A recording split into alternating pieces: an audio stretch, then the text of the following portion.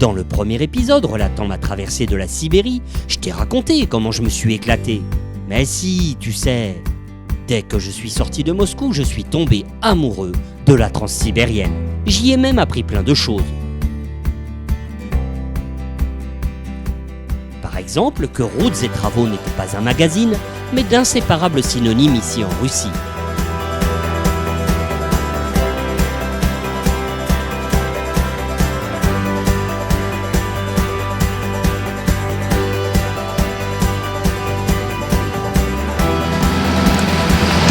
J'ai appris à prendre des tonnes de flotte sur le coin du casque sans jamais broncher, ni descendre de la moto, au point de faire sèche-linge en roulant pour ne pas faire baisser la moyenne. Ah si, une fois, je me suis quand même accordé un petit bivouac en bord de rivière, histoire de tout faire sécher.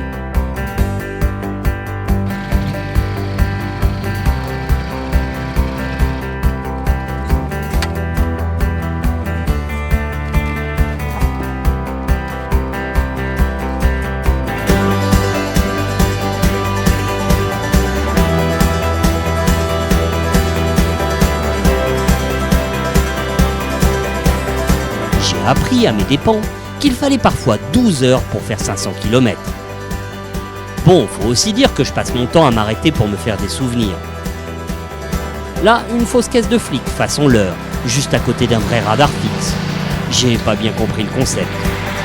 Un remorquage improvisé d'une épave qui reprendra sans doute la route très prochainement. Tiens là, un snack. Mot un poil désuet, mais tellement approprié ici. Bref, un snack de routier installé dans les restes d'une citerne de 38 tonnes, aux couleurs Yankee. J'ai pas résisté, j'ai filmé et j'ai mangé. Comme je suis poli, j'ai dit que c'était bon. Mais j'en ai pas repris, car j'ai eu un doute. Sur la route, j'ai deviné que c'était pas bon l'écureuil gris, parce que ça file des aftes. Et moi, les aftes, ça me file le cafard.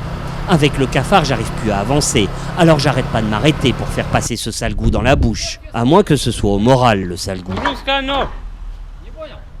English.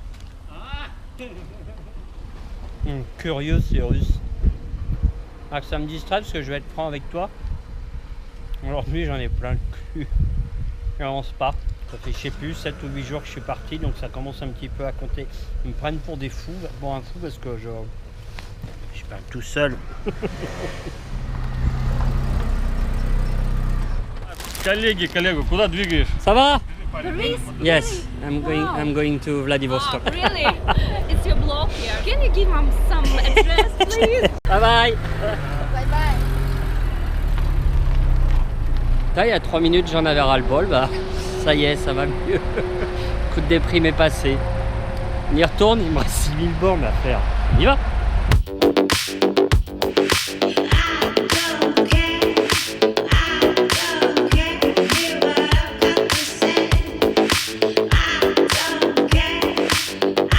Remarque, ces aftes, c'était pas grand chose non plus comparé au lendemain où j'ai vomi.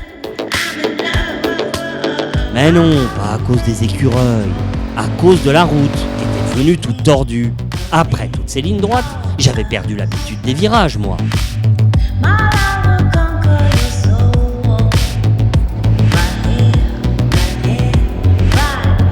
Car aujourd'hui, au lieu de m'enfiler au minimum 600 bornes, n'oubliez pas que ça fait 7 jours et 4000 km que je suis parti, bah j'avais décidé de faire repos. Enfin, disons plutôt que je n'avais aucun impératif de destination, puisque je m'offrais juste une boucle autour de Sousgar en direction de la Mongolie sur la fameuse M52, l'une des 5 plus belles routes au monde selon les Russes.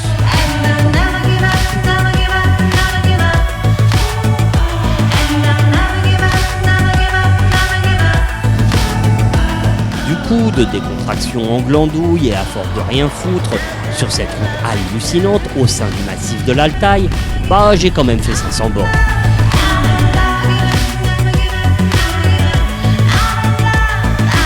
C'est malin qui va me payer ses heures sup à moi.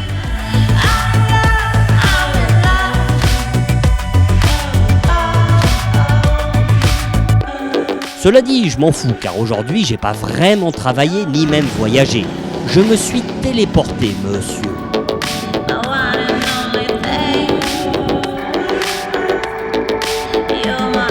Ok, je n'ai pas franchi la frontière mongole, mais c'est tout comme.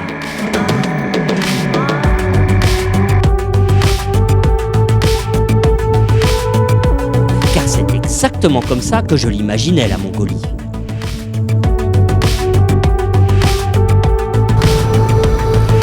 Tiens, regarde, c'est pas joli ça? De sublimes plaines coincées entre d'incroyables montagnes. Des chevaux sauvages partout, des yourtes, des maisons et des ponts en bois, des pistes pour suivre le chemin de la liberté. J'aurais voulu avoir 100 perdus, un car régie, un budget à la Spielberg pour tout filmer. D'ailleurs, si Spielberg m'entend, je veux bien un petit coup de main pour grandir. T'as l'impression que je suis nain? J'ai l'air con, agenouillé. C'est possible, mais je suis tout seul à filmer, faut que je me démerde pour faire le cadre, le son, la lumière, le montage. Donc voilà quoi, c'est aussi ce qui explique le nombre d'heures que je me tape de meule pour essayer de te raconter ça le mieux possible. J'ai de la chance de le faire et il y en a plein qui me disent tu te rends pas compte qu'on n'a pas tous la chance ni les moyens de le faire. Et bah si, sinon je te ferai pas de vidéo, la preuve. Bon allez, il faut que j'y retourne, c'est à Canovis de la route. Bon, puis après tout, je m'en fous aussi de Spielberg. Car même si je suis petit, j'ai gravé tout ça dans ma mémoire.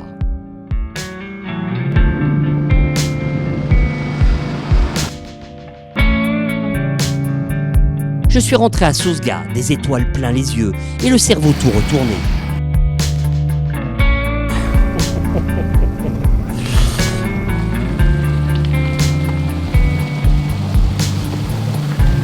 Faut que je soigne mon spleen, moi, car demain, retour au turbin.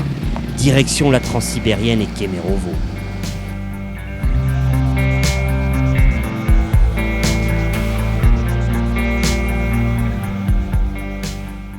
J'ai trouvé le courage de retourner au charbon, même s'il manquait le soleil et 10 degrés de plus que ces foutus 10 degrés. Le massif de l'Altaï, dont j'ai visité la région frontalière avec la Mongolie hier, s'étend sur 300 km plus au nord. C'était très beau. Sauf que j'ai repris des tonnes de flotte sur la tronche. Même les accès aux stations-service sont devenus compliqués. J'ai commencé à avoir des hallucinations avec des vaches qui attendaient qu'il s'arrête de pleuvoir, comme vaches qui pissent, avant de reprendre la route. Pour pas essence, une moto, tu vas me dire je suis dans une station-service. T'es sûr?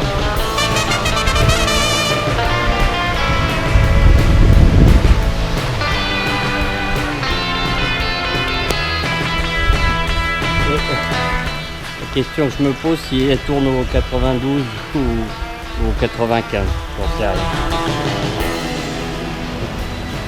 Au secours!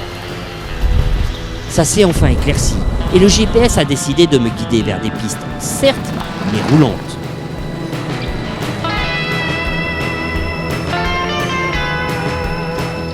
Je préférais encore ça plutôt que les rares bouts de bitume défoncés et cassants encore présents.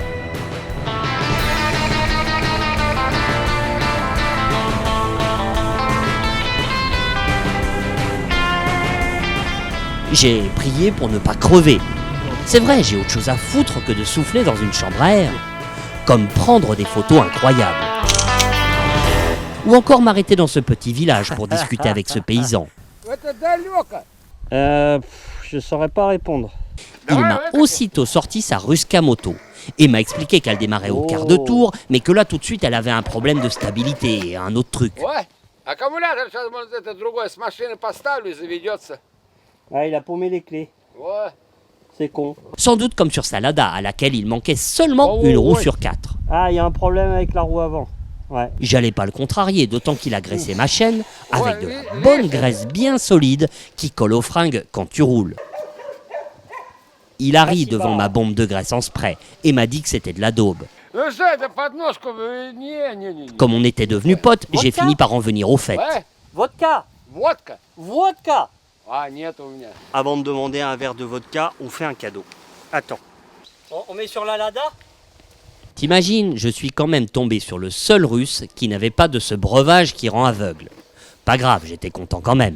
Waouh, spasiba. А не за что.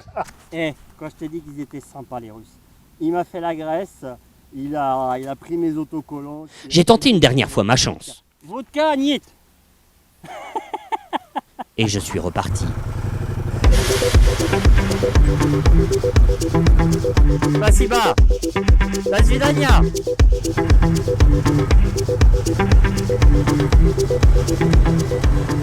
J'ai repris la route en me promettant de ne plus trop me laisser distraire pour tenir une moyenne décente. J'ai tenu parole pendant au moins 50 bornes, jusqu'à ce que j'aperçoive au loin une forme bizarre qui me ressemble. Je vais tellement vite que je me suis dédoublé, j'en suis sûr. Ah non, il y avait bien 2 sacoches, une paire de pneus de rechange, des autocollants partout, tout comme moi. Mais le style de conduite était moins vif. C'était un Italien en goguette sur une Allemande. Non, en fait, il était en BMW. Je double gentiment le type qui sursaute, met un coup de gaz et me ramarre. Je m'arrête. Le gars en aurait pleuré de joie. Mais quel con, c'est vrai, j'ai une plaque italienne sur ma Ducati. Du coup, il croit que je suis collègue de nationalité. Ça l'a un peu déçu d'apprendre que j'étais française. Mais il m'a quand même dit « Next stop, facciamo amici ». Ok. On s'est arrêté boire un coup. Et j'ai découvert un drôle de coco. Ou plus exactement, Coco on the road. Everything okay?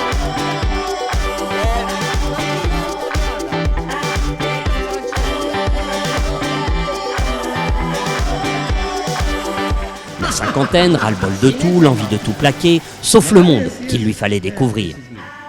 Turquie, Iran, Ouzbékistan, Kazakhstan, Russie, Mongolie, Japon, Nouvelle-Zélande. La liberté, quoi. Free. Coco, il fait le tour du monde. Il n'y a pas que moi. Hein. On s'est promis de se taguer sur Facebook.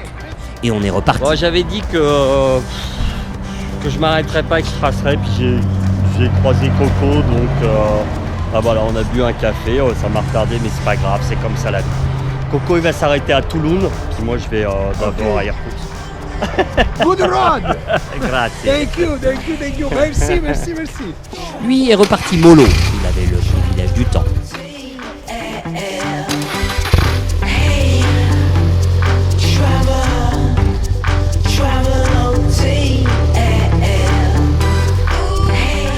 Moi, gaz, jusqu'au crash du jour. Je suis passé sur le côté comme si c'était devenu normal. Ça m'a quand même calmé. Du coup, je suis reparti façon Coco on the road, c'est-à-dire mollo.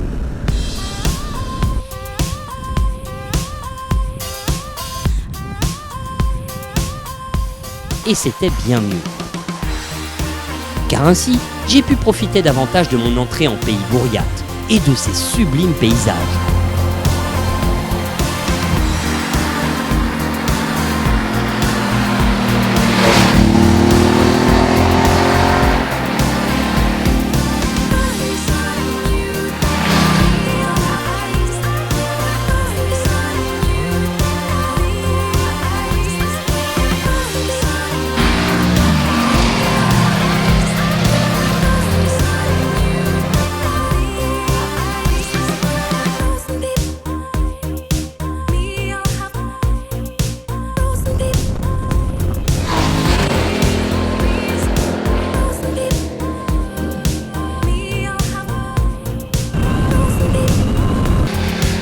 Direction l'île d'Oklon, en plein milieu du lac Baïkal.